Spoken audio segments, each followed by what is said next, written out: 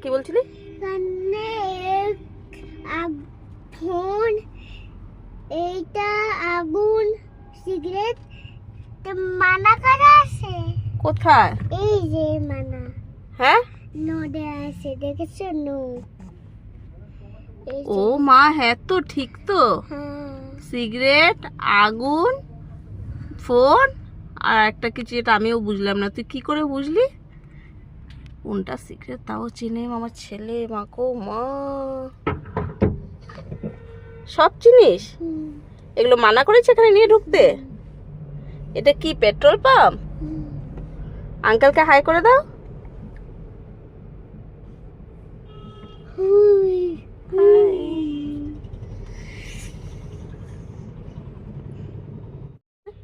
কি করছে আঙ্কেল? দেখো, আঙ্কেল তেল ভরছে, তেল।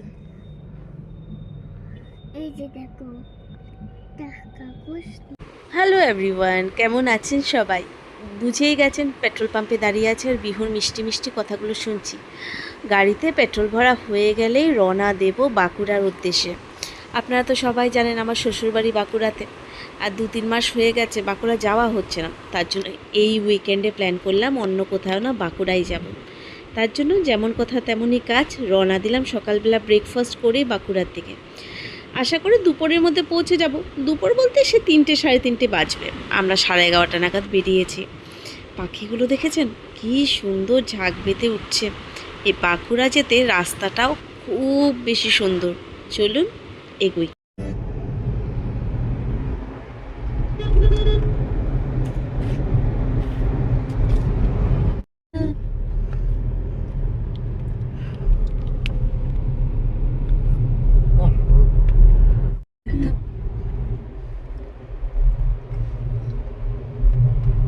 জাগে বসো জায়গাতে।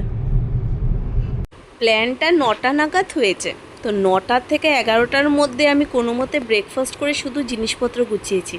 আর বুঝতেই পাচ্ছেন বাচ্চার সাথে থাকলে কাজ এমনিই বেড়ে যায়। তরমুজটাকে কিউব কিউব করে কাটতেও পারিনি, কোনো মতে বের করে নিয়ে চলে এসছি। জানি 3টে বাজবে, আর তার আগে খিদে সবারই একটু একটু করে পেয়ে যাবে। রাস্তাতে একটু ফ্রুটসই খেয়ে নেওয়া যাবে। এই রাস্তাটা আমরা জয়পুরের জঙ্গল দিয়ে বাঁকুড়াতে যাই। এই রাস্তাটাতে তেমন একটা দোকান বা কিছু পড়ে না, আরামবাগটা ছাড়া। যেটা দুর্গাপুর হয়ে বা শক্তিগড় হয়ে রাস্তাটা থাকে, ওই রাস্তাটাতে আমরা রাতের বেলায় মানে যখন ফিরি তখন ওই রাস্তাটা দিয়ে আসি। সেই রাস্তাটা দিয়ে যেতে গেলে আবার 450 টাকার মতো টোল পড়ে যায়। আর এই রাস্তাটাতে কোনো টোল নেই, আর রাস্তাটা অসম্ভব সুন্দর। এই দুধারে গাছ আর মাঝখান দিয়ে এই বুক চেরা রাস্তা খুব ভালো লাগে। কিন্তু রাতের বেলা অন্য বলে এই রাস্তাটা বেশ একটা সেফ নয়, তাই আমরা রাতে কখনোই এই রাস্তাটা দিয়ে আসি না। দিনের বেলা যখন যাই তখনই এই রাস্তাটা ধরি। আমাদের বাড়ি থেকে বাঁকুড়া যেতে মোটামুটি সময় লেগে যায় 5 ঘন্টার মতো। আজকে দেখতে পাচ্ছি ট্রাফিকটা অনেকই কম, তো এই রাস্তাটা ফাঁকা ফাঁকাই থাকে। তাড়াতাড়ি পৌঁছে যাব মনে হচ্ছে। নামা ওকে। বিহু যাও। ওই যে পাপা।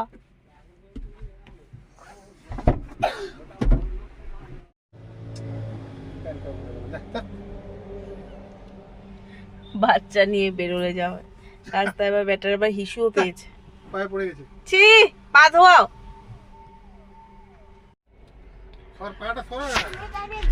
আমরা 11:30 নাগাদ বেরোলাম। আমার অবস্থা দেখেছেন চুল টুলে একদম, শুধু শ্যাম্পু করেছি আর বেরিয়ে গেছি। এই দেখুন। বস বস, গাড়ি ছাড়বে, সিট বেল্ট লাগাও। বসো। রাখ, এটা পিছনে রাখ, পিছনে রাখ। বহুত কাজ করায় রে ছেলেটাকে দিয়ে। এদিকে রাখো, ওদিকে রাখো, জিনিস রাখো। যাও বসো। বর্ধমান, শক্তিগড়, দুর্গাপুর, বড়জোড়া হয়ে যে রাস্তাটা যায়, সেই রাস্তা দিয়ে যদি যেতাম আমাদের হল্ট দিয়ে দিয়ে যেতে হতো।